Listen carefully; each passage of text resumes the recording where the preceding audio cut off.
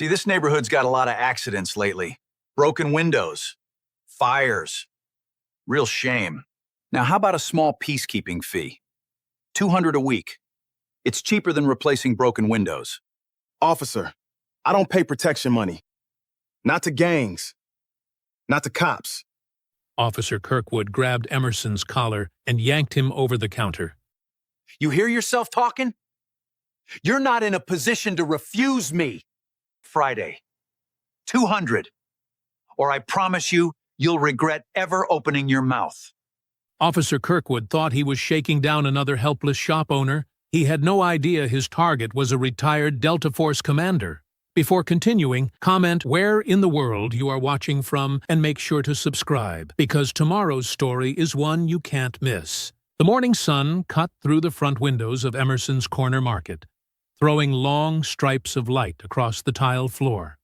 Philip Emerson moved down the aisle with a box of canned beans in his arms, stacking them one by one. His hands worked fast and steady, the same way they'd worked for years, first on a battlefield, now on a shelf. The bell above the door jingled. Philip didn't look up right away. Tuesdays were slow. Maybe it was Mrs. Delgado coming for her coffee, or Old Man Reyes for his paper. It wasn't. 3 police officers walked in, boots heavy on the tile. The one in front had a buzz cut and a smirk that looked like it had been practiced in a mirror. His badge caught the light. Officer Russell Kirkwood. Well, look at this place, Kirkwood said, glancing around like he owned it. Real nice little shop you got here. Philip set the can down slow. Can I help you, officers? Yeah. Kirkwood walked up to the counter, boots squeaking on the floor. You can help yourself, actually. See, this neighborhood's got a lot of accidents lately. Broken windows, fires. Real shame. Philip said nothing. He just watched. Now, Kirkwood went on, leaning on the counter, a smart man pays a little something each week, keeps his shop safe, keeps his insurance nice and low. He smiled wider. $200 a week, cash. That's a real bargain for peace of mind. Beverly Blaine, Philip's shop assistant, froze behind the register, her eyes darting between Philip and the officers. A customer near the chip aisle quietly backed toward the door. Philip crossed his arms. That's not how this works. Kirkwood's smile dropped like a switch had been flipped. Excuse me? You heard me. Philip's voice stayed calm, flat, like he was reading off a grocery list. I don't pay protection money. Not to gangs, not to cops. The other 2 officers shifted their weight, glancing at each other. One of them, younger, nervous, looked like he wanted to be anywhere else. Kirkwood didn't back down. He stepped around the counter, right into Philip's space, close enough that Philip could smell the coffee on his breath. You think you're something special? Kirkwood snarled. You think because you got a little shop with your name on it, you get to talk to me like that? I own this street, boy. Every business on this block pays. You pay, or you watch this place burn to the ground. He grabbed a fistful of Philip's shirt collar, yanking him forward over the counter. Beverly gasped. A can of beans rolled off the shelf and clattered to the floor. Friday, Kirkwood hissed, spit flying with the word. You got till Friday, 200, or something's gonna happen to this shop. A fire, a break-in, maybe both. You understand me? Philip didn't flinch, didn't blink. He looked Kirkwood dead in the eye, and something in that stillness made the officer's grip loosen just a little. I understand you perfectly, Philip said, low and even. For a second, nobody moved. The younger officer cleared his throat. Russell, maybe we should— Shut up, Kirkwood snapped, not taking his eyes off Philip. He shoved him back against the counter, hard enough to rattle the register. Friday, he said again, jabbing a finger in Philip's chest. Don't test me. He turned and stormed toward the door, boots pounding the tile, his 2 officers trailing behind him like shadows. The bell jingled again as the door swung shut, and then the shop was silent except for the hum of the refrigerators and Beverly's shaky breathing. She rushed over, hands trembling. Philip, are you okay? Why didn't you fight back? Call someone. Philip straightened his collar, calm as still water. His eyes stayed fixed on the door, on the empty street outside where Kirkwood's patrol car sat, parked crooked at the curb. Because that's exactly what he wanted, Philip said quietly. A reaction. Something he could use against me. Beverly stared at him, confused, scared. Used against you how? Philip didn't answer.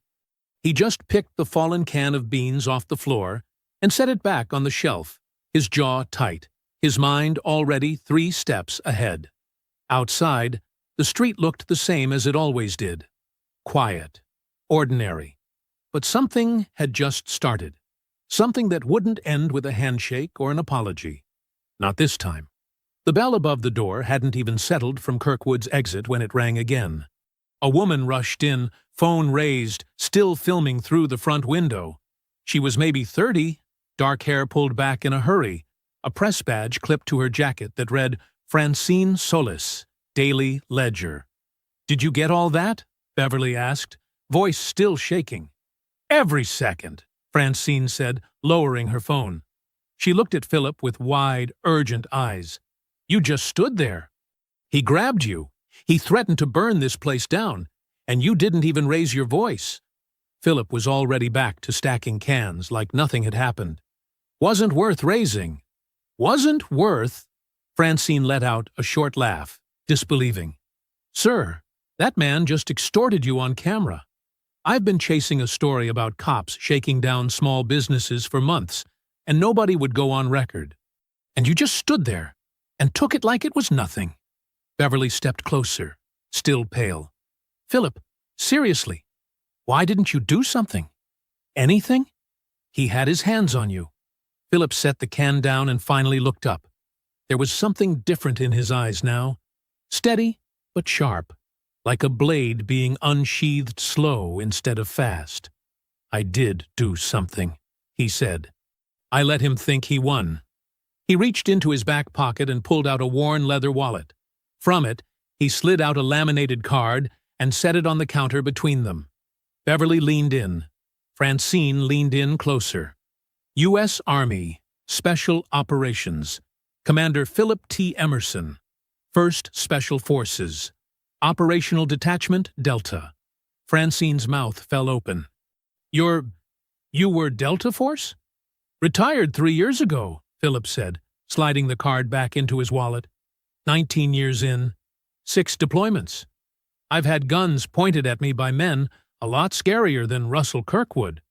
Beverly sat down hard on the stool behind the counter, like her legs had given out. Then why didn't you just... Because that's not how you win this fight. Philip's voice was calm, but there was steel underneath it now. Kirkwood wanted me to swing at him, or scream, or threaten him back. Then he writes a report, calls me aggressive, maybe even dangerous. Cops always win that story if you let them write it.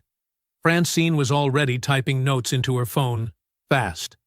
So you just absorbed it. On purpose. I've done worse things on purpose, Philip said quietly. Francine looked at him for a long moment, something shifting behind her eyes. Respect, maybe, or recognition. I want to interview you. On record. This could blow the whole thing open. There's other shop owners on this street who've been paying these guys for months, maybe longer. Philip shook his head. Not yet. Philip, this is exactly the kind of story that gets these guys fired. Arrested, even. Or it gets me killed, Philip said flatly. Or it gets this shop burned down for real, and this time there's no video to prove who did it. He looked at her steady. I'm not saying no. I'm saying not yet. Let me think. Francine studied him, then nodded slow, tucking her phone away.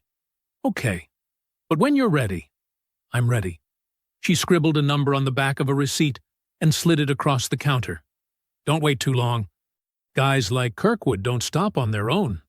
She left, the bell chiming behind her, and the shop went quiet again. Beverly was still staring at Philip like she was seeing him for the first time. Delta Force, she said softly. All this time, you're standing in here bagging groceries and You were that? I'm just a shop owner now, Philip said, and for a second something tired passed behind his eyes. But outside, word was already moving. A teenager who'd been filming from across the street had posted the clip online. Kirkwood's snarling face, the collar grab, the badge catching the light. By evening, it had thousands of views. Comments piled up fast, neighbors tagging neighbors. Someone writing, "This is the same cop who shook down my uncle's shop last year." Philip didn't see any of it. He was in the back room, quietly reviewing his security camera footage, watching Kirkwood's threat play back frame by frame. He wasn't thinking about going viral. He was thinking about what came next. The precinct smelled like burnt coffee and old carpet.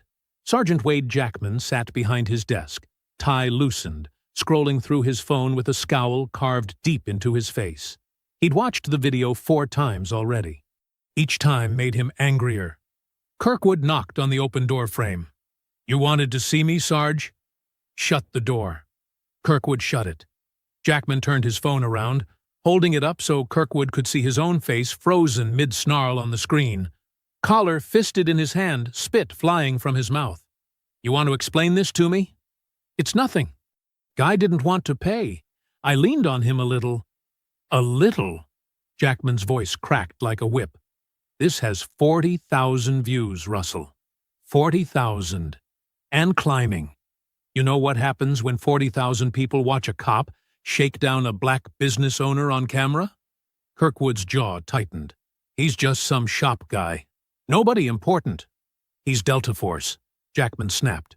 "Retired commander. You just put your hands on a war hero in front of a camera, and now half the city thinks we're running a protection racket."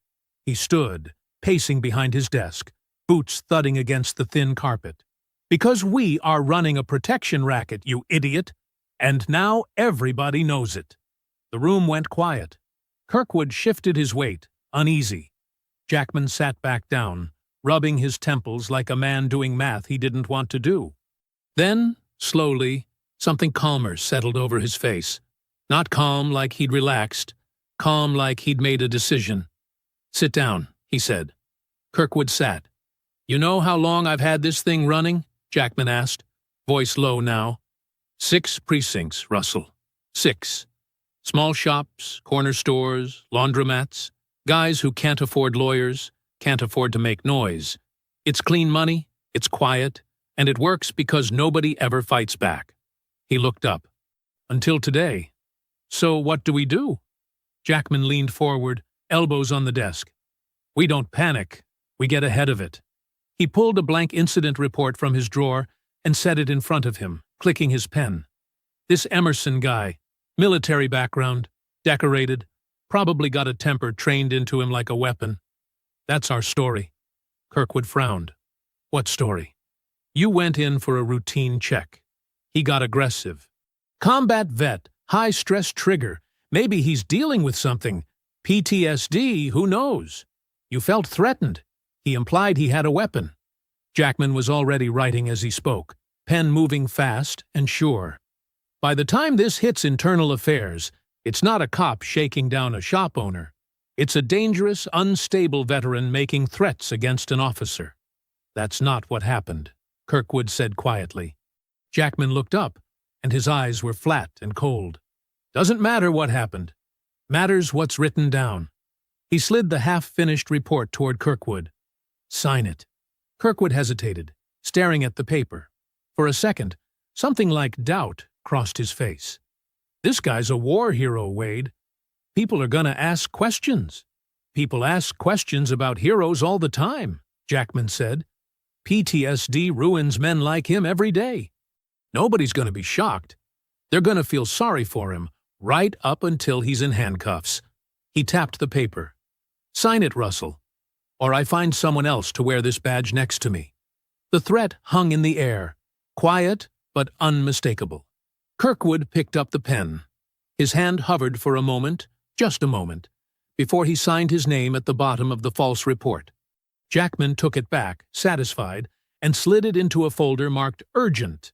Internal Affairs. "Good. I'll have this filed by end of day." IA opens an investigation into him. His little viral moment turns into a liability instead of a headline. And this whole thing blows over in a week. And the shop owners? Kirkwood asked. The other ones paying us? Keep collecting, Jackman said simply, already reaching for his phone. Quietly. Every business on our list stays exactly where it's been. This Emerson situation is a fire. We're just putting it out. He walked the folder down the hallway himself that afternoon, dropping it on the Internal Affairs intake desk with a practiced, unbothered smile, like he was filing paperwork for a parking violation instead of destroying a man's life. By the time he got back to his office, the report was already logged into the system. Philip Emerson didn't know it yet, but the fight had just changed shape entirely. 2 days passed quiet. Customers kept coming, more than usual actually. Word of the viral video had turned Emerson's corner market into something of a local landmark. People Philip hadn't seen in months stopped by just to shake his hand, buy a soda, say good for you before heading back out. Philip didn't trust it. Quiet never lasted. He was proven right on Thursday morning. A man in a gray suit walked in. No badge, no uniform, just a manila envelope and a tired expression like he'd delivered 100 of these before. Philip Emerson? That's me. You've been served. He held out the envelope, and when Philip didn't reach for it fast enough, he set it on the counter instead and walked out without another word. Beverly came around from the back, wiping her hands on her apron. Who was that? Philip opened the envelope slow, already knowing in his gut what it would say before he read a single word. The letterhead read, Internal Affairs Division. His eyes moved down the page, pursuant to a filed complaint. Alleged threat of deadly force against a sworn officer. Formal investigation opened. His jaw tightened. What is it? Beverly asked, stepping closer. Philip turned the letter around so she could read it. Her eyes scanned the page, and her face went from confused to furious in about 3 seconds flat. This is insane, she said. You threatened him? He's the one who grabbed you. He's the one who threatened to burn this place down. There were witnesses, Philip. There's video. I know. So call someone. Call a lawyer. Call the news. Call anybody. Beverly. Philip's voice wasn't loud, but it stopped her cold. I know how this works. I've dealt with paperwork like this before. Just different uniforms, different flags. You don't win this by screaming. You win it by being smarter than the people trying to bury you. Beverly crossed her arms, still shaking with anger. So what do we do? Philip folded the letter carefully and set it in the drawer behind the register. We wait, and we get ready. That evening, after Beverly left and the shop was locked up tight, Philip sat in the back office in front of an old laptop, the glow of the screen the only light in the room. He pulled up the security system, scrolling back through the footage from Kirkwood's visit 2 days earlier. He watched it 3 times. The collar grab, the threat, the spit flying from Kirkwood's mouth as he snarled, Friday. Then Philip did something he'd learned a long time ago, in a different life, under a different kind of pressure. He backed it up. Not just to the shop's main server, where anyone with the right access could reach it. He copied the files onto an encrypted external drive, the kind soldiers used to protect intelligence, the kind that didn't show up on a standard search. He labeled the folder something boring and forgettable, buried 3 layers deep. If someone came looking to erase this footage, they'd need to know exactly what they were looking for. He had a feeling somebody would try. His phone buzzed on the desk. A text from a number he didn't recognize.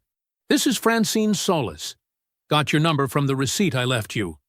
Figured you'd rather text than call. Found something you should know. Kirkwood's got priors, not criminal, complaints. At least 4 other shop owners on file over the last 2 years, all dismissed, all insufficient evidence. Same pattern every time. You're not the first. You might just be the first one who fought back. Philip read it twice, feeling something cold settle in his chest. Not fear. Recognition. This wasn't one bad cop losing his temper. This was a system, built carefully, protected by paperwork and silence. He typed back slow, choosing his words with care. I got the IA letter today. They're building a case against me now. Fabricated. I figured, Francine replied almost instantly. That's their move. Discredit you before you can discredit them. I want to help. Off record, for now, like you asked. But Philip, I need you to trust me a little. Philip stared at the screen for a long moment, the cursor blinking, the shop silent around him except for the hum of the refrigerators. Then he typed back 3 words. All right, let's talk. Outside, the street lights flickered on over the empty sidewalk, and somewhere across town, Sergeant Jackman slept easy, believing the fire was already out. He had no idea it had only just started to spread. Ivan Granger's shop sat 2 blocks down from Philip's, a narrow little laundromat and general store with a faded awning that read Granger's in letters that had been painted over 3 times. Ivan was 71, hands weathered from decades of hard work, and when Francine Solis walked through his door that Friday morning, he was already sweeping the floor like he had every morning for the last 30 years. Mr. Granger, Francine said gently. My name's Francine Solis. I'm a reporter with the Daily Ledger. Do you have a few minutes? Ivan stopped sweeping, and something in his face went tight and cautious. Depends what you're asking about. I'm looking into police shakedowns in this neighborhood. Officer Russell Kirkwood, specifically. The broom slipped a little in Ivan's hands. He glanced toward the front window, out at the street, like he was checking to see who might be watching. Then he set the broom against the counter and let out a long breath. You better come in the back, he said quietly. They sat at a small table crowded with old receipts and a half-empty coffee pot. Ivan rubbed his hands together, staring down at them like he was deciding how much of himself to give away. 2 years, he finally said. 2 years I've been paying that man.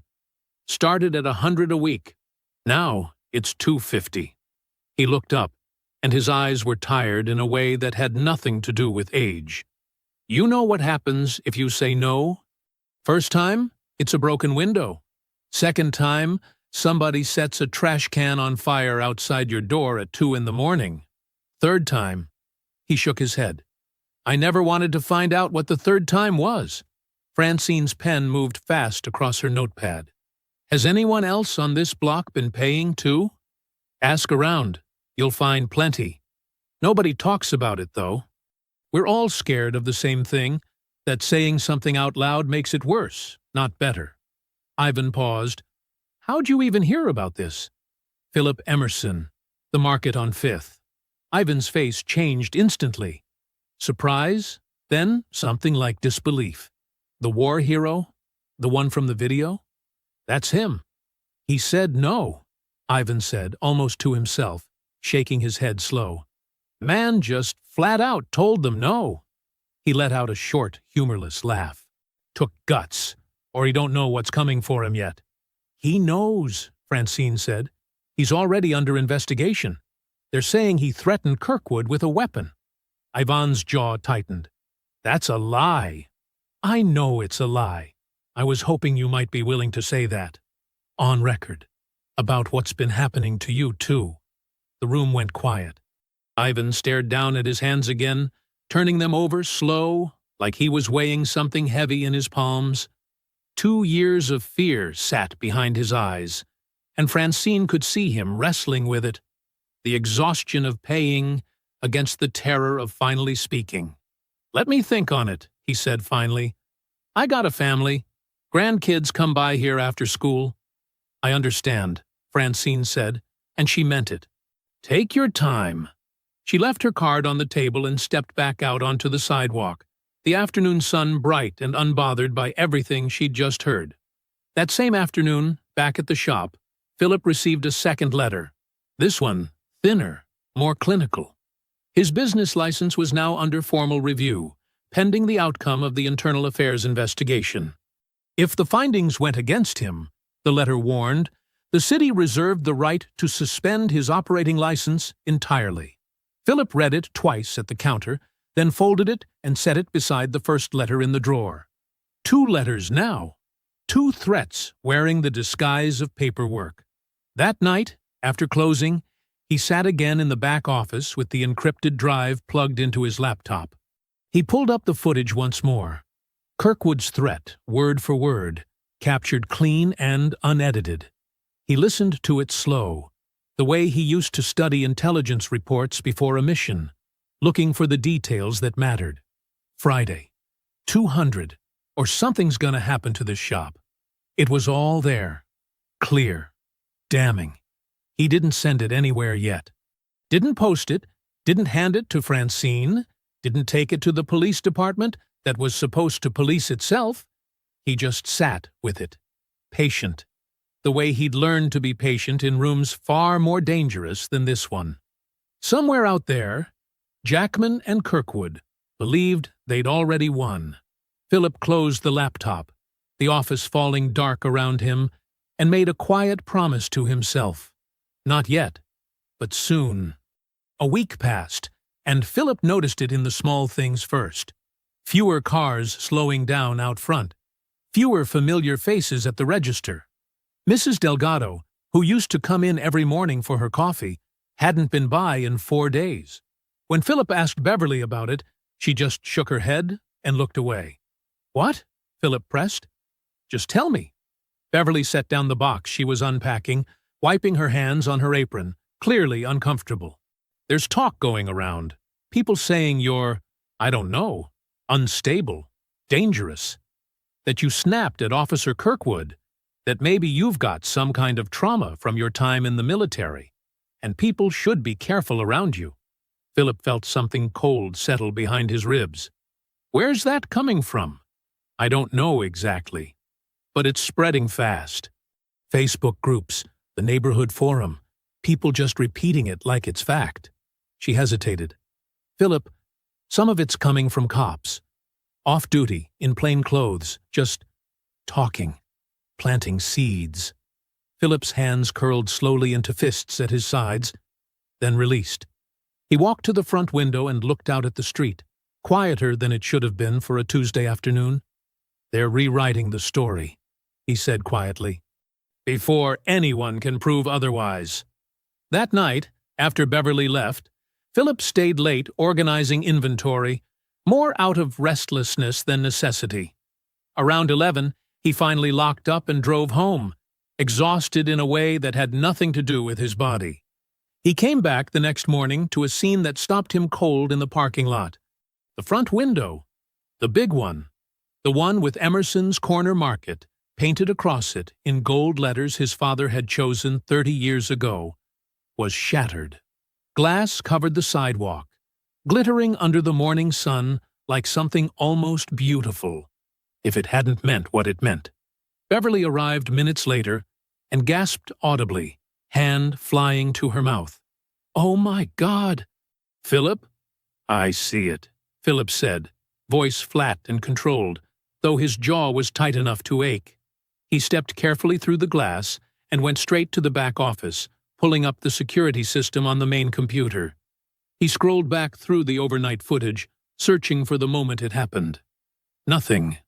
The timestamp jumped clean from 1:47 a.m. to 6:12 a.m., like someone had taken scissors to the footage and cut the piece out they didn't want seen. "It's gone," Philip said under his breath. "The whole window's been wiped." Beverly stood in the doorway, arms wrapped around herself. "They erased it? How is that even possible?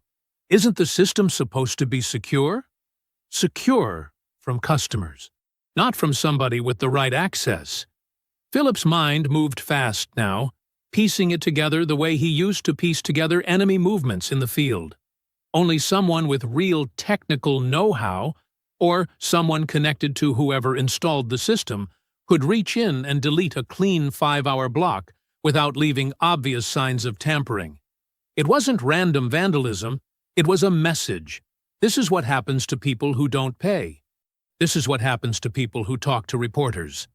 Beverly's voice trembled. "What do we do? Call the police?" Philip almost laughed, bitter and short. "The police did this, Beverly, or had it done." He rubbed a hand over his face, thinking. Then something shifted in his expression. A flicker of memory, of foresight. "Wait," he said, and walked quickly to the small closet where he kept a locked case of old equipment from his military days. Cables, drives, a backup hard drive he'd installed months ago without telling anyone, routed separately from the main system, just in case. He'd learned a long time ago that in any operation, you never trusted a single point of failure. He plugged the backup drive into his laptop, hands steady despite the adrenaline running through him, and scrolled back through the overnight hours. There it was. Grainy, but clear enough. Two figures in dark clothes approaching the window around 2 a.m., a brick swinging, glass exploding outward. One of the figures turned briefly toward the camera, face mostly hidden under a hood, but a sliver of a uniform collar visible underneath the dark jacket. Philip stared at the frame, jaw tight, something cold and steady settling into his chest. They thought they'd erased the truth. They'd only erased the copy they knew about. 3 days after the window shattered, Francine Solis sat hunched over her laptop in the cramped Daily Ledger office, a cup of cold coffee forgotten by her elbow. Her cursor blinked at the end of the final paragraph. She read the whole article through one more time, start to finish, checking every name, every date, every quote. Ivan Granger's statement sat near the top, raw and unflinching. 2 years of paying Kirkwood and his partners, threats of fire and broken windows if he ever stopped. 2 more shop owners had come forward that week too, both agreeing to speak anonymously after hearing Ivan had finally found the courage to go on record. And woven through it all was Philip's story, the shakedown, the viral video, the retaliatory investigation that followed almost immediately after he refused to pay. Francine hit publish just after 6 a.m. By 9, the article had 10,000 views. By noon, it had crossed 50,000, shared across every neighborhood page and local news outlet in the city. The headline sat stark and simple. Corner Store Shakedown. How local police allegedly extorted small businesses for years. Philip read it standing at his counter, Beverly leaning over his shoulder, both of them silent as they scrolled through Ivan's words, through the quotes from the 2 anonymous owners, through Francine's careful documentation of complaint after complaint that had been filed and quietly dismissed over the past 2 years. "This is it," Beverly said, voice hushed with something like hope. "This is really it, Philip." For the first time in weeks, Philip let himself feel something close to relief. The shop's phone rang most of that morning. Customers, reporters, even a city council aide asking for comment. By early afternoon, a small crowd had gathered outside, some just curious, others holding handwritten signs that read, "We stand with Philip," and "Stop Police Extortion." Cars honked support as they passed. An elderly woman Philip didn't even recognize stopped in just to shake his hand and tell him she was proud of him.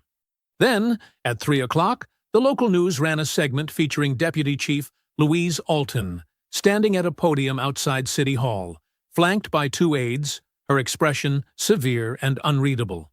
"These allegations are serious," she said, her voice steady and clipped. "My office is opening a formal, independent inquiry into Officer Kirkwood and any other personnel connected to these claims. I want to be clear. If these allegations are true, there will be consequences. This department does not tolerate corruption." Philip watched the segment twice on his phone, feeling something unclench in his chest that had been wound tight for 2 weeks straight. "She's serious," Beverly said. "You can hear it. This isn't just PR." "Maybe," Philip said cautiously. But even he couldn't fully suppress the small, cautious hope rising in him. Across town, in a much less celebratory mood, Sergeant Wade Jackman watched the same news segment from his office, his knuckles white around a stress ball he'd forgotten he was holding. "She's opening an inquiry," he said flatly, not looking up as Kirkwood walked in. "A real one. Not the one we control." Kirkwood's face had gone pale reading the article that morning, his name printed clearly, his badge number attached to 2 of Yvonne's specific complaints. "Wade, this is bad. This is really bad. Granger gave her dates, times. I can read, Jackman snapped. He set the stress ball down, exhaling slow through his nose, forcing his voice back into something calm and controlled. Panicking doesn't help either of us. We need to think. Think about what? It's out there now, it's everywhere. Think about Granger, Jackman said, and something in his tone made Kirkwood go quiet. He's the only one who used his real name. The others are anonymous. No names, no faces, nothing solid enough to build a real case around. Granger's the foundation this whole article is built on. He leaned back in his chair, eyes narrowing with calculation. You take away the foundation, the whole thing collapses. Kirkwood swallowed hard. What are you saying? Jackman didn't answer directly. He just picked up his phone and began scrolling through contacts until he found the one he wanted. I'm saying, he said quietly, we go pay Mr. Granger a visit tonight. Just to talk. Outside, the crowd outside Philip's shop had grown larger, hopeful and loud, believing the tide had finally turned. None of them could see what was already being planned 2 miles away, in a quiet office with the blinds drawn shut. The morning news carried Deputy Chief Alton's press conference on repeat, her words playing on loop across every local channel. A formal, independent inquiry. This department does not tolerate corruption. By the time Philip unlocked the shop's front door, the sidewalk outside was already crowded. Not with protesters this time, but with customers, cameras, and neighbors who wanted to shake his hand. Philip, a woman called out, holding up her phone to snap a photo. We saw the news! They're finally doing something! Beverly worked the register non-stop that morning, ringing up customers faster than Philip had seen in months. The shattered front window, still boarded up with plywood, had somehow become a symbol instead of a scar. People stopped to read the handwritten sign taped beside it that simply said, "Still open, still standing." By midday, a reporter from the citywide news station showed up requesting an interview. Philip declined politely, same as always, but for the first time, declining didn't feel like caution. It felt like patience paying off. You feel it? Beverly asked during a rare, quiet moment, restocking the shelf where the broken glass used to be. Things are actually turning around. Philip allowed himself a small, rare smile. Feels that way. Even Francine, when she stopped by that afternoon with an update, seemed lighter than she had in weeks. Alton's team already pulled Kirkwood's personnel file. They're cross-referencing his patrol logs against Ivan's dates. This is moving fast, Philip. Faster than I expected. And Ivan? Philip asked. He doing all right? Francine's smile faltered just slightly. He's scared, obviously, but he's holding strong. I talked to him yesterday. He sounded relieved, actually, like a weight had lifted. Philip nodded slowly, something uneasy stirring beneath his optimism, though he couldn't quite name it. That evening, as the sun dropped low behind the buildings and Ivan flipped his laundromat's sign to closed, a black sedan pulled up quietly across the street. Ivan didn't notice at first, too busy counting the day's register, humming softly to himself for the first time in weeks. The bell above his door chimed. Ivan looked up, expecting a late customer. Instead, Sergeant Wade Jackman stood in the doorway, Kirkwood a step behind him, both dressed in plain clothes, no uniforms, no badges visible. But Ivan recognized Kirkwood's face instantly, and every ounce of relief he'd felt that week drained out of him at once. "Evening, Ivan," Jackman said, voice pleasant, almost friendly. "Mind if we come in? Just want to talk." Ivan's hand instinctively moved toward the phone on the counter. Jackman noticed, and his pleasant tone sharpened just slightly. "Wouldn't do that if I were you," he said, stepping inside, letting the door swing shut behind him. "This is just a conversation, Ivan. Nothing more. Unless you make it something more." Kirkwood moved to stand near the window, watching the street, silent and tense. "You gave a real detailed statement to that reporter," Jackman continued, walking slowly along the counter, running a finger along the edge like he was inspecting the place for the first time. "Dates, times, Very specific. He looked up. You know what happens to old men who talk too much in this city, Ivan? Ivan's chin lifted, though his hands were trembling now. I told the truth. Truth's a dangerous thing to tell, Jackman said softly. Especially when you got grandkids walking to school past this shop every morning. Especially when a fire alarm in a place this old, this cluttered. He let the sentence trail off, glancing meaningfully at the stacks of boxes lining the walls. Well, things happen fast in old buildings. The threat sat heavy in the room, unmistakable despite never being said outright. Ivan's voice came out barely above a whisper. What do you want from me?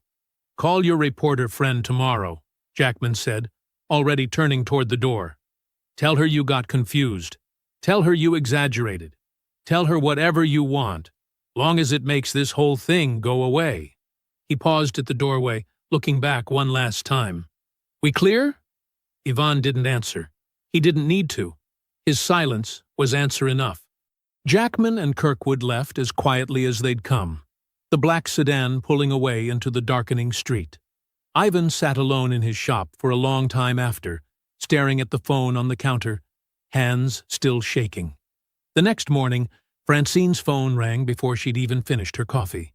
Francine, Ivan said, his voice hollow, defeated in a way that broke her heart to hear.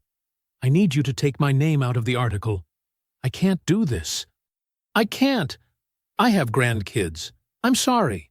I can't say anything else. The line went quiet, except for Ivan's unsteady breathing. Francine closed her eyes, feeling the ground shift beneath the story she'd worked so hard to build. Ivan, she said softly. What happened? But he'd already hung up. 2 days after Ivan's call, Philip was restocking the dairy case when the bell above the door rang sharp and fast, followed by heavy boots on tile, a sound that had become uncomfortably familiar. 4 officers this time. No Kirkwood among them, but a Lieutenant Philip didn't recognize stepped forward, hand resting near his belt. Philip Emerson. You know who I am. Philip straightened slowly, hands visible, calm out of old habit, more than fear. You're under arrest, the lieutenant said, for aggravated threat against a police officer, and for the vandalism incident at this property 2 weeks ago. Beverly, stocking shelves nearby, dropped the box in her hands. What? That's insane. He didn't. This is his shop. Why would he vandalize his own? Ma'am, step back. This is a setup. Beverly's voice cracked, panic rising fast. You can't just... Beverly. Philip's voice cut through, steady, despite everything. It's all right. It wasn't all right. Nothing about this was all right. But he'd learned long ago that panic never helped in the moment it mattered most. The officers cuffed him at the counter, right where Kirkwood had grabbed his collar weeks earlier, the same spot now marking a second humiliation. Customers near the register stared, phones rising to film, disbelief written across every face. There's a brick, the lieutenant said flatly, as they walked Philip toward the door, recovered from the scene, matching the one that broke your window. Your fingerprints on it. Convenient, considering you're the one who reported the damage. Philip's jaw tightened. Planted. It had to be. He hadn't touched that brick, hadn't been anywhere near that window when it shattered. They walked him out past the boarded plywood sign that read, Still open, still standing, past the small crowd gathering on the sidewalk, cameras raised, murmurs rippling through them like a wave. Philip kept his head level, his back straight, refusing to give them the image of a broken man, even as the cuffs bit into his wrists. Francine heard about the arrest 20 minutes later, already halfway to Ivan's shop, phone buzzing violently in her pocket. She pulled her car over, reading the message twice before it fully registered. Philip Emerson, arrested. Vandalism plus aggravated threat charges. No, she said aloud, to no one, gripping the steering wheel. No, no, no, her editor called moments later, voice clipped and tense. Francine, we need to talk about the story. The story's more important now than ever. Our only named source recanted this morning, her editor said.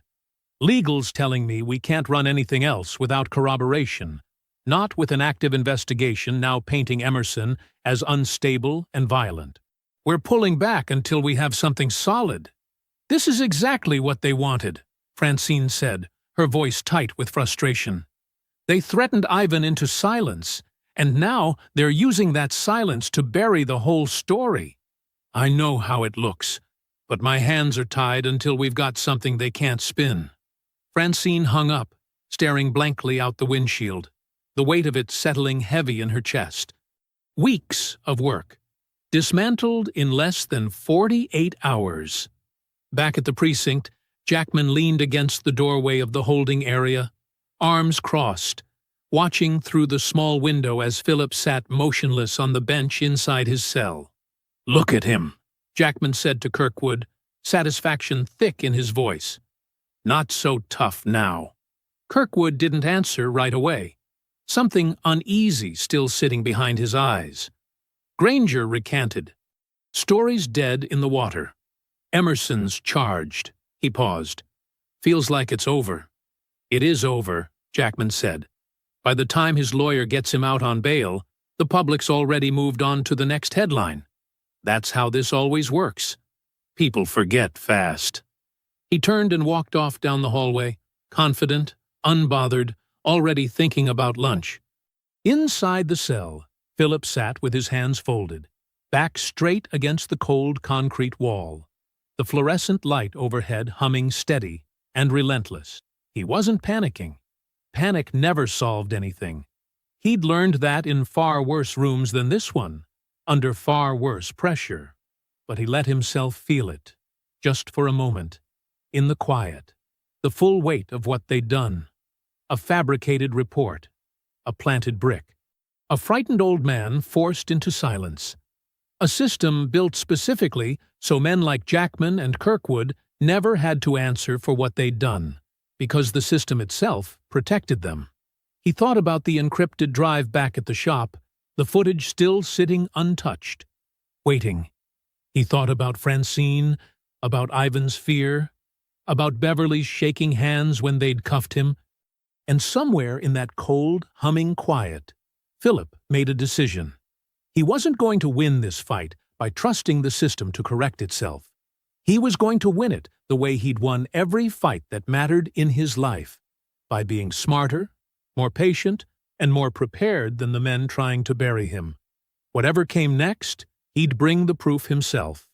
Philip was released on bail the next morning, just after 9, blinking against the bright sunlight as he stepped through the precinct's front doors. Francine was waiting for him at the curb, arms crossed, a look of fierce relief on her face.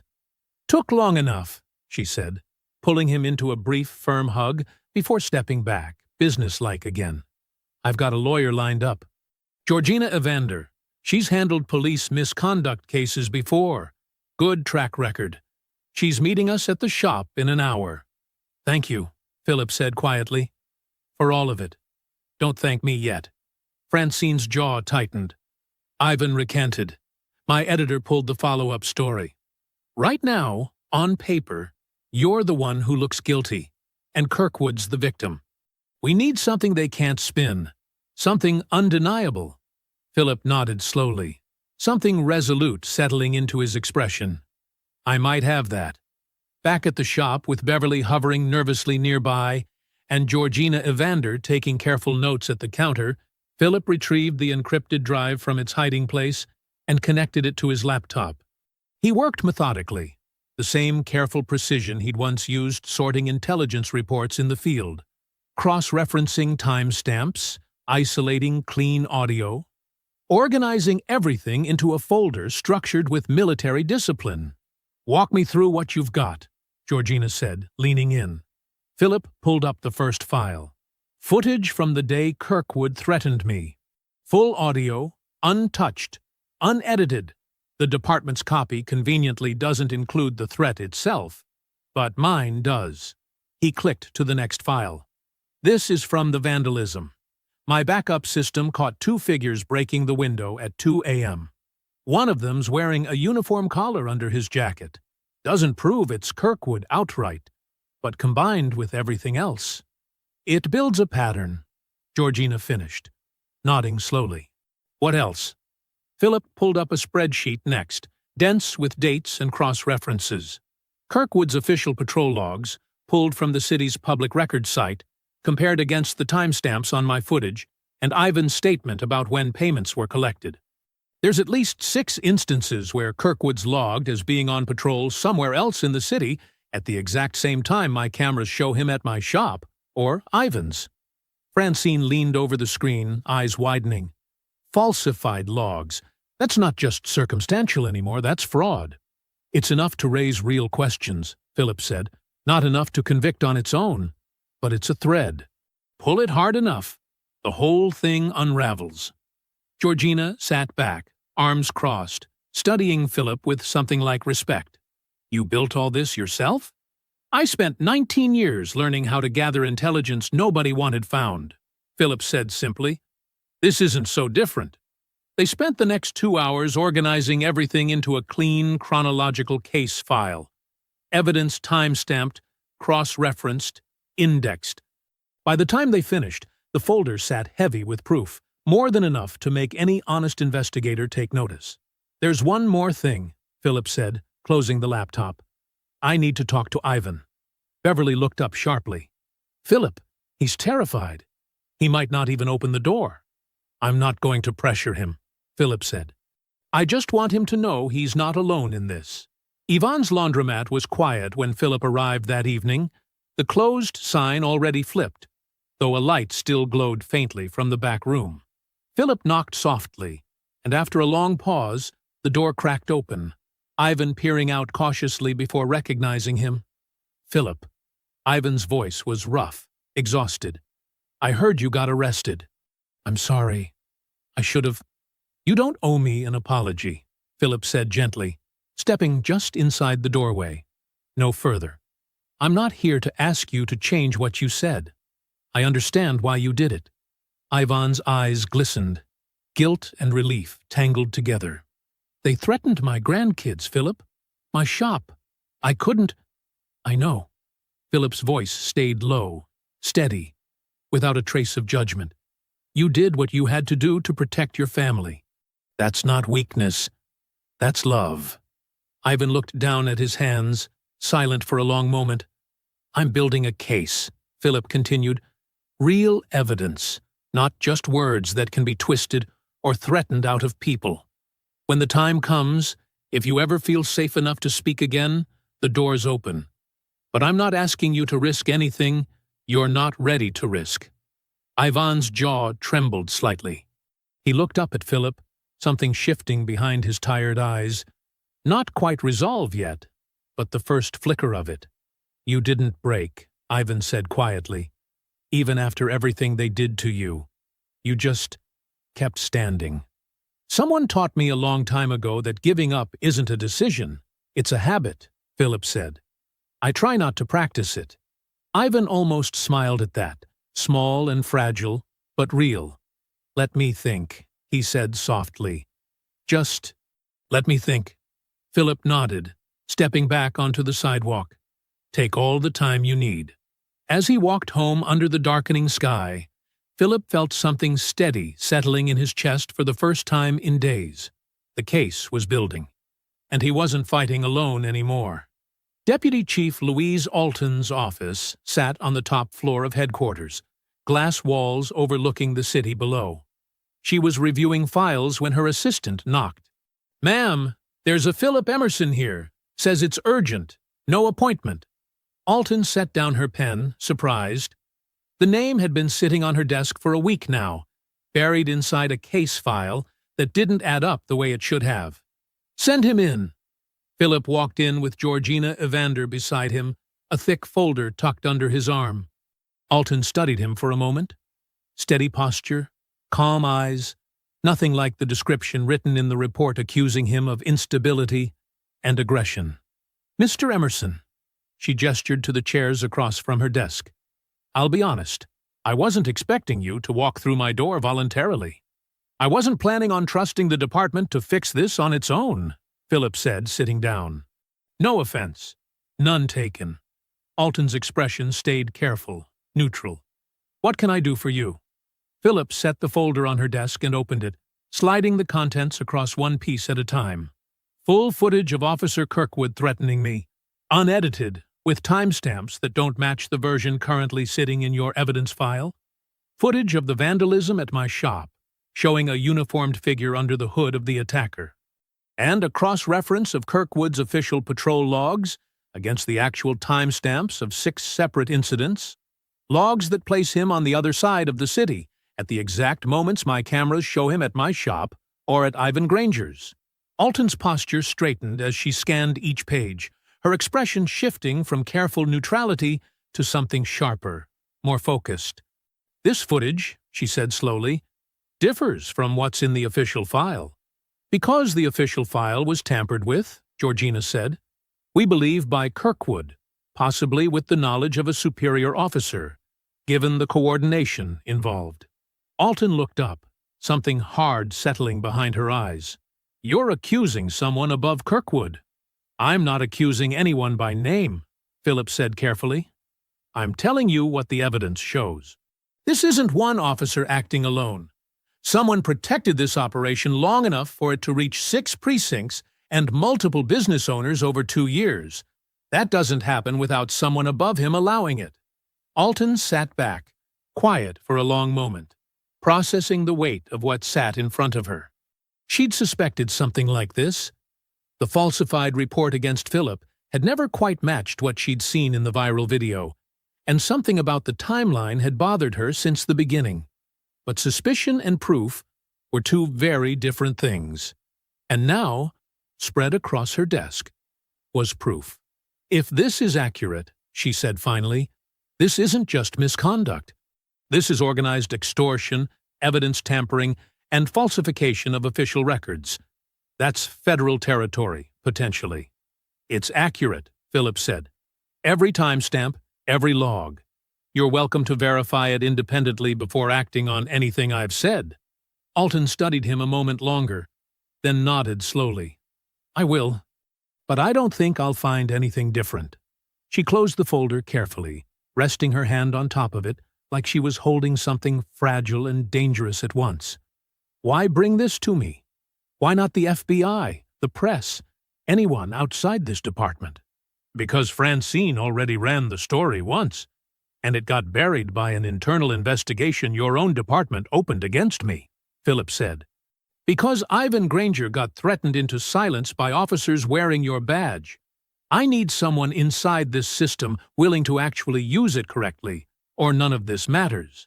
He held her gaze steady. I'm giving you the chance to be that person. Something shifted in Alton's expression, not quite warmth, but respect, sharp and genuine. That's a considerable risk you're taking, trusting me with this. I've taken bigger risks, Philip said simply. This one just happens to be legal. Alton almost smiled at that, brief and tight. She stood, extending her hand across the desk. I'll open a formal investigation into Sergeant Jackman and Officer Kirkwood by morning, built directly around this evidence. I'll need you and your attorney available for formal statements, and I'll need the original files preserved exactly as they are, untouched. Philip shook her hand, firm and steady. They'll be preserved. I've made sure of that. As Philip and Georgina left the office, Alton remained standing at her window, staring down at the city below, the folder heavy in her hands. She thought about how close this had come to disappearing entirely, buried under a false report, silenced by fear, dismissed as one angry veteran's word against a decorated officer's badge. It hadn't disappeared, and by morning, neither would the consequences. By 7 the next morning, Deputy Chief Alton had assembled a small team of investigators she trusted completely. Officers with no ties to Jackman's precinct, no history of favors owed. She spread Philip's evidence across a conference table and gave them one directive. Verify everything, every timestamp, every log, every frame of footage. If it holds up, I want warrants ready by end of day. It held up. By 9, investigators had pulled the department's official duty logs and cross-referenced them against Philip's footage, confirming what Philip had already found. 6 clear instances where Kirkwood's logged location contradicted the time-stamped video from Emerson's Corner Market and Granger's laundromat. The falsification wasn't subtle once someone actually looked for it. It was sloppy, arrogant, the kind of lie only written by men who never expected to be questioned. He didn't even try to hide it well. One investigator muttered, staring at the discrepancies. He didn't think anyone would check. By mid-morning, Alton's team had also secured Phillips' original security footage, verified independently by a digital forensics specialist who confirmed the file's timestamps hadn't been altered. Unlike the department's version, which showed clear signs of editing around the exact moment Kirkwood's threat would have been captured. Alton herself made the call to Ivan Granger personally that afternoon. "Mr. Granger," she said, her voice steady and direct. "This is Deputy Chief Alton. I want you to know you're protected now. Formal witness protections, my personal oversight. What happens next is entirely your choice, but I wanted you to hear directly from me.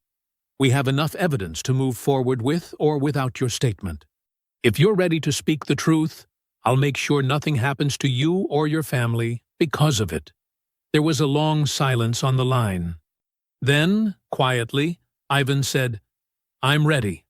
He gave his statement that same afternoon, detailed and unflinching, describing 2 years of payments, the specific threats from Jackman and Kirkwood's visit after the exposé published, dates and amounts laid out with the same careful precision he'd once been too afraid to speak aloud. Francine got the call from Alton's office just after 4, informing her that the investigation had reopened, this time targeting Jackman and Kirkwood directly, with Ivan's renewed statement now formally protected. She didn't waste a second. By 6 that evening, her follow-up article was live. The cover-up unravels. New evidence reveals falsified reports. Witness intimidation in police extortion case. The article detailed everything: the tampered footage, the falsified patrol logs, Ivan's retracted then reinstated statement, and the intimidation visit from Jackman and Kirkwood that had forced his silence in the first place. It named Jackman directly for the first time, laying out his role as the operations architect across multiple precincts. The story exploded faster than the first one had. Within hours, it had been picked up by 3 other news outlets, then a statewide station, the headline spreading with a fury that made the earlier viral video look small by comparison. This time, there was no ambiguity, no room for spin. The evidence was documented, verified, undeniable. At the precinct, Kirkwood paced his office in a rising panic, phone gripped tight in his hand. "Wade, they've got everything. The footage, the logs, Ivan's whole statement." "Calm down," Jackman snapped, though his own voice had lost its usual steady confidence. "Calm down. They're saying you're the architect, Wade. That's the word they used. Architect." Jackman sat rigid at his desk, jaw clenched, mind racing through options that were narrowing fast. He'd built contingencies before, small ones, deniable ones. But nothing built to withstand this. Verified footage, falsified logs cross-checked by outside investigators, a witness now protected and speaking freely. "They can't prove I ordered anything," Jackman said, more to himself than to Kirkwood. "They don't need to prove you ordered it," Kirkwood said, panic bleeding through every word. "They just need to prove you knew. And you signed off on my report, Wade. Your name's on the paperwork, covering it up." Jackman said nothing, staring at the wall, the weight of that truth settling over him slow and heavy. By early evening, word reached Alton's office that both officers had gone quiet, no longer answering calls from department contacts, both apparently attempting to distance themselves from each other in a desperate, uncoordinated scramble. Alton reviewed the final compiled case file one last time that night. Every piece of evidence verified, every witness statement secured, every falsified record cross-checked and confirmed. She picked up her phone and called the district attorney's office directly. "I need arrest warrants issued by morning," she said. "Sergeant Wade Jackman and Officer Russell Kirkwood.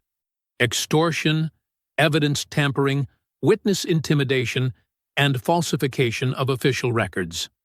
There was a pause on the other end, then a simple, resolute reply. Consider it done. Alton hung up and looked out over the darkened city one more time. Tomorrow, the tables would finally turn all the way. The precinct looked ordinary that morning. Officers came and went through the front doors, coffee in hand, radios crackling with routine calls. Nobody inside knew yet what the day held. Deputy Chief Alton arrived just after 7, flanked by 4 officers she'd personally selected. None connected to Jackman's chain of command, all carrying the weight of what they were about to do. In her hand, she held 2 folded arrest warrants, signed and sealed just before dawn. She walked straight through the bullpen without slowing, past desks where conversations died mid-sentence as people noticed the formation moving behind her. Word had already spread through whispers overnight. The investigation had turned, and turned hard. Kirkwood was at his desk when Alton's shadow fell across his paperwork. He looked up, and whatever color remained in his face drained out completely. "Officer Kirkwood," Alton said, her voice carrying clean and clear across the suddenly silent room. "Stand up." "Chief, I—" "Stand up." He stood, hands trembling slightly at his sides. The officers behind Alton moved in, and the click of handcuffs closing around Kirkwood's wrists echoed through the bullpen like a gunshot. Every officer in the room had gone still, watching, some in shock, others with expressions that looked almost like relief. "Russell Kirkwood," Alton said, loud enough for the whole room to hear, "you're under arrest for extortion, evidence tampering, witness intimidation, and falsification of official records." It was the same collar-grab humiliation Kirkwood had once inflicted on Philip, mirrored back at him now in front of the very people whose respect he'd once commanded. He said nothing, jaw clenched, staring at the floor as they led him toward the door. Jackman's office was next. He was already standing when Alton reached his doorway, having heard the commotion from the bullpen, his face set in a hard, defiant mask that didn't quite hide the fear underneath. "Louise, this is a mistake," he said, voice tight. "Whatever they told you, whatever Emerson handed you, I never ordered anyone to—" "Sergeant Wade Jackman," Alton said, cutting through him without raising her voice.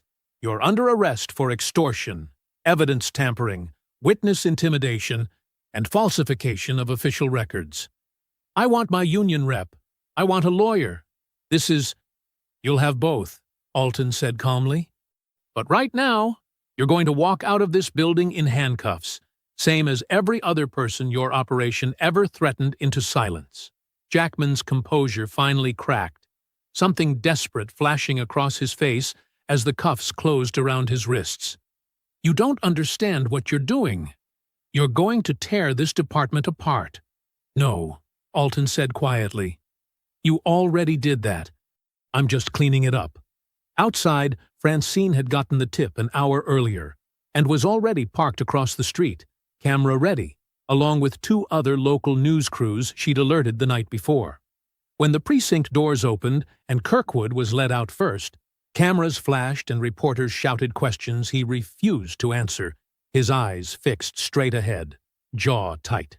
Jackman followed moments later, and the sight of a sergeant in handcuffs sent a visible ripple through the small crowd that had gathered on the sidewalk. Neighbors, shop owners, people who'd read Francine's articles and shown up simply to witness the moment for themselves. Someone in the crowd started clapping, then another. Within seconds, the sidewalk outside the precinct filled with applause. Not celebratory exactly, but something closer to release. The sound of a community finally seeing consequences land where they belonged. Philip watched the footage from his shop, standing beside Beverly near the counter, the boarded-up window still a visible reminder of everything it had taken to reach this moment. The live stream showed Kirkwood being placed into the back of a patrol car, followed by Jackman moments later, both men refusing to look at the cameras surrounding them. Beverly let out a breath she seemed to have been holding for weeks. "It's really happening." Philip watched in silence, something settling deep and quiet in his chest. Not triumph, Not quite. Something steadier than that. Something closer to peace. "They're not the last ones," he said finally. "6 precincts, remember? This is just the start of it unraveling." "But it's a start," Beverly said. Philip nodded slowly, eyes still on the screen as the patrol car pulled away from the curb. "It's a start." By that afternoon, the district attorney's office formally announced the charges against both officers, confirming publicly what the footage had already shown the whole city. That the men who once wielded their badges as weapons now stood exposed, stripped of the power they'd abused for years. The fight wasn't fully over. But for the first time in weeks, Philip allowed himself to believe it was finally turning toward justice. The courtroom was smaller than Philip expected, plain walls and fluorescent light, nothing like the tension he'd carried into it. Georgina Evander sat beside him at the defense table, calm and composed. A folder of evidence stacked neatly in front of her, though she wouldn't need most of it today. The prosecutor stood first, addressing the judge with a formal, clipped tone. "Your Honor, in light of newly discovered evidence confirming the falsification of the original incident report, the state moves to dismiss all charges against Mr. Emerson, effective immediately." The judge, an older woman with sharp eyes and a measured voice, looked over her glasses toward Philip. "Mr. Emerson, please stand." Philip rose, Georgina standing beside him. "It is the finding of this court," the judge said, "that the charges brought against you were based on fabricated evidence submitted by officers now facing their own criminal charges. This court formally dismisses all charges, and further notes for the record that Mr. Emerson was, in fact, the victim in this matter from the beginning." She paused, something almost gentle entering her voice. "The court apologizes for the ordeal you were put through, Mr. Emerson. That apology doesn't undo what was done to you, but it's owed nonetheless." Behind him, the courtroom gallery, filled with Beverly, Francine, Ivan, and a dozen neighbors and shop owners who'd come to show support, released a quiet, collective breath, some wiping tears, others simply smiling for the first time in weeks. Philip nodded once, steady, though something tight in his chest finally loosened after nearly a month of carrying it. "Thank you, Your Honor." Outside the courthouse steps, the small crowd gathered closer, and Ivan was the first to reach him, gripping Philip's hand with both of his, eyes glistening. "I should have spoken up sooner," Ivan said. "Should have never let them scare me quiet in the first place." "You spoke up when it counted," Philip said. "That's what mattered." Ivan shook his head slightly, still holding on. "You didn't break, even when they threw everything they had at you.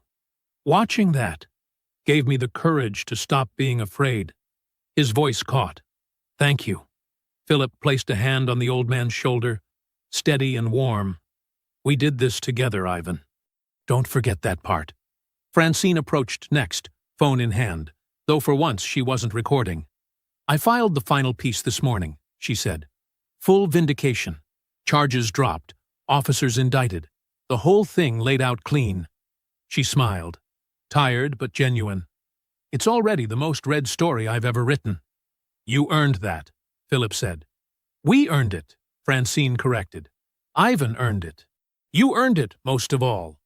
Deputy Chief Alton stood a short distance away, having personally attended the hearing, and stepped forward once the small crowd began to thin. "Mr. Emerson," she said, extending her hand, "I want you to know this department is implementing independent oversight for future misconduct complaints, effective immediately.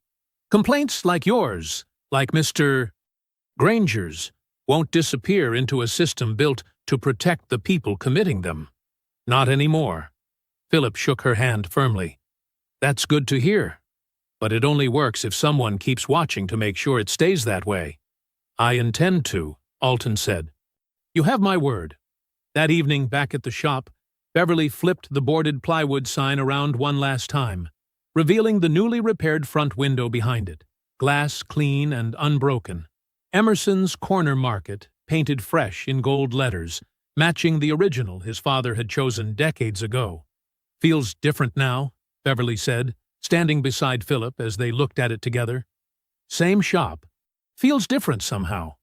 It is different, Philip said quietly. It survived something. Beverly glanced at him, hesitant but curious. You think Jackman and Kirkwood will actually go to prison? For real, this time? The evidence is solid. The witnesses are protected. The DA's building a real case. Philip exhaled slow, watching the street outside, quiet and ordinary in a way that finally felt earned instead of fragile. I think, for the first time, justice actually has a chance to do its job.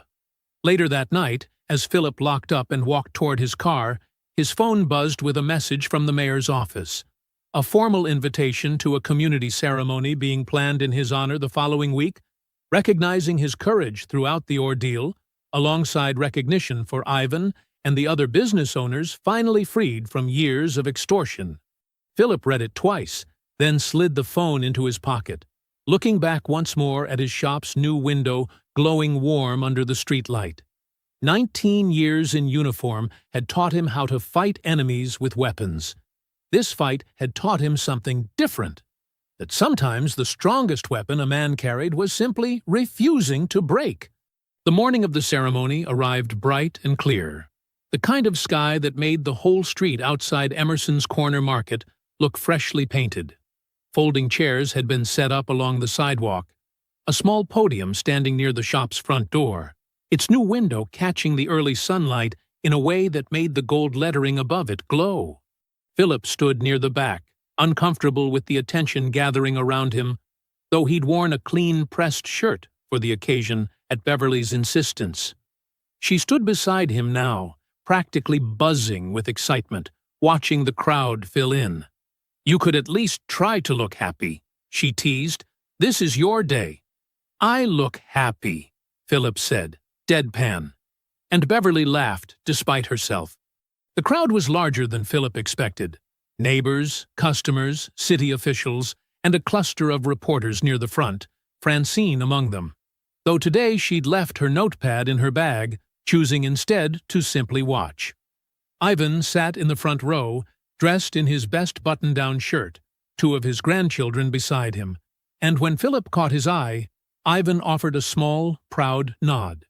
Deputy Chief Alton took the podium first, her voice carrying clean across the gathered crowd.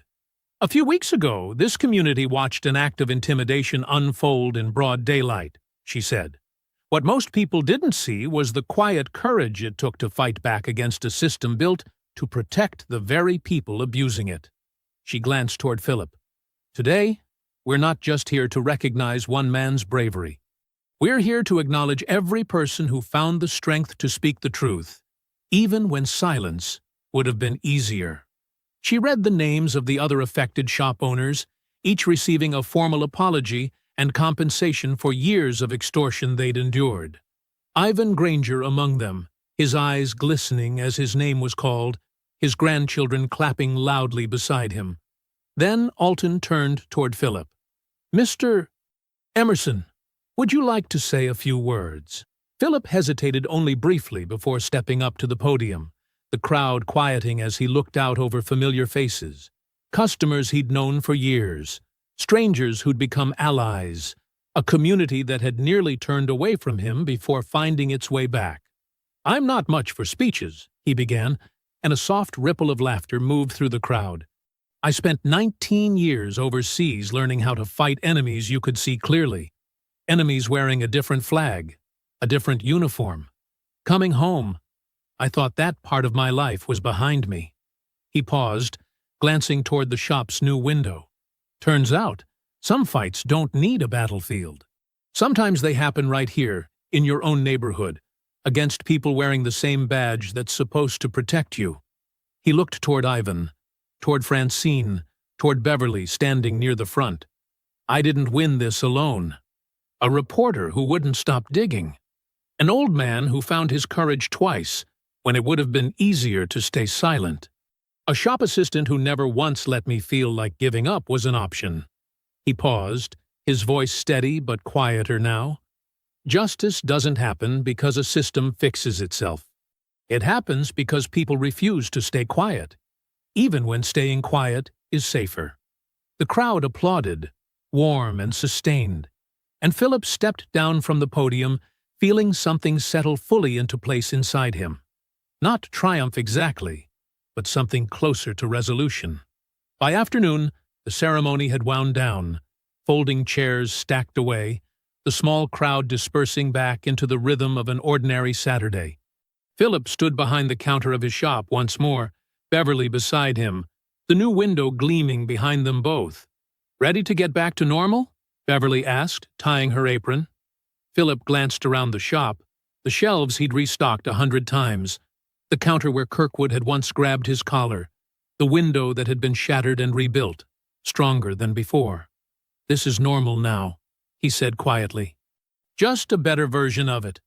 The bell above the door jingled, and a line of customers began filing in, more than he'd seen on any single morning since he'd first opened the shop years ago. Mrs. Delgado was among them, sheepish but smiling, and Philip greeted her the same way he greeted everyone. Steady, warm, unwavering. He flipped the sign on the door from closed to open, the morning light catching the fresh gold letters above him. Emerson's Corner Market, still standing, stronger than ever. If you enjoyed the story, leave a like to support my channel and subscribe so that you do not miss out on the next one. On the screen, I have picked two special